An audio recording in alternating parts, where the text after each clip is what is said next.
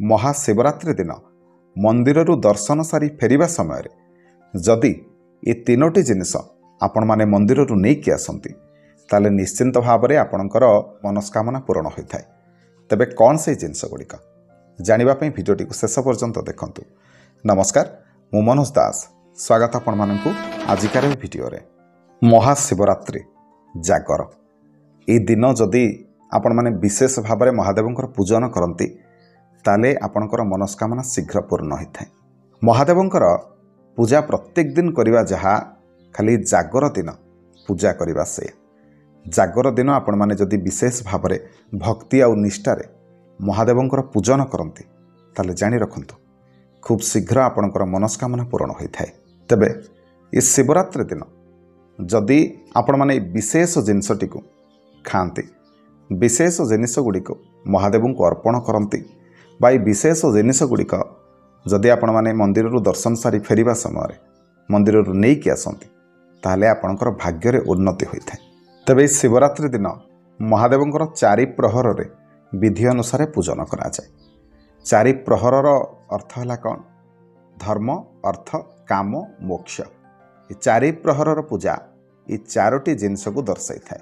तेबे प्रथमे जानिबा महादेवंकर दर्शन सारी फेरिबा समय केउं जिनिस गुड़िक निहाती भाव में मंदिररू नहीं आसबे। दर्शन सरिबा परे पूजारी ठारू किछि बेलपत्र किछि दुदुरा फूल मागिकी नहीं आसबे एवं किछि सिंदूर या नहीं आसबे। सिंदूर को आपण ठाकुर घरे रखिबे, बेलपत्र को ठाकुर घरे रखिबे एवं बेलपत्र किंबा फूलरू किछि अंश आपणकर पर्स रे गोटे कागज रे गुड़ेकी रखिबे। या द्वारा कौन हम ना आपणकर भाग्य रे उन्नति देखादब। सेहीपरि ये शिवरात्रि दिन गोमाता को ये जिनसटी निहाती भाव में खाइबा को देबे।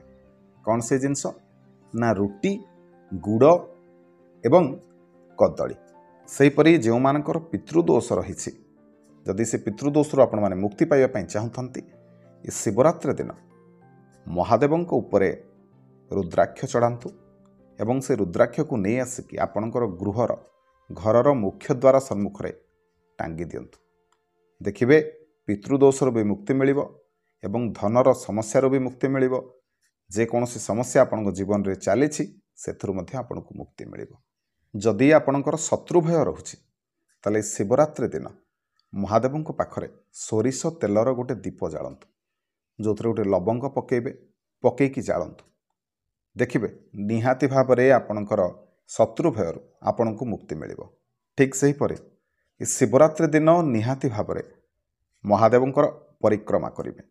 तबे जानी रखंतु महादेवंकर परिक्रमा अर्धचंद्र भाव में करा जाए, पूर्ण भाव में परिक्रमा महादेवंकर करा जाए नाही।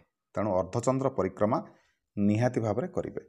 ध्यान रखिए महादेव को जो बेलपत्र फूल आपण माने अर्पण करुछंती शिवरात्रि दिन बेलपत्र गुड़िक पूरा स्वस्थ होता दरकार। जितेबाला बेलपत्र चढ़ाऊँ महादेव को सेतबेले गोटे जिनसर निहाती भाव में ध्यान रखिए बेलपत्रटी सुंदर आउ चिकणिया होता आवश्यक।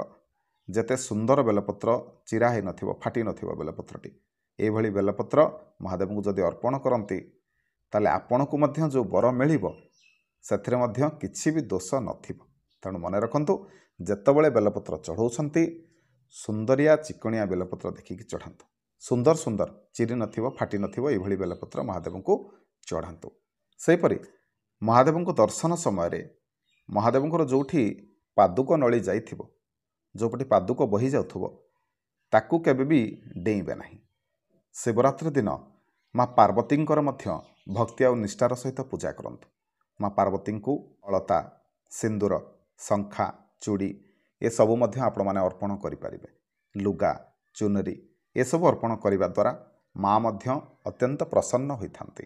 सेहीपरि महादेव को अक्षत अर्पण करंतु, किंतु ध्यान निहाती भाव रखिबे जो चाउल आपण माने अर्पण करूछंती जो अक्षत अर्पण करूछंती से चाउल बा अक्षत जेमती भंगा हेनथिबो गोटा गोटा चाउल आपण माने महादेव को अर्पण करंतु। तबे ये शिवरात्रि दिन जेतेबेले महादेव को दर्शन करूछंती ये सब जिनस निहाती भाव में ध्यान रखिए जद्वारा कि आपणकर मंगल हम कल्याण हम।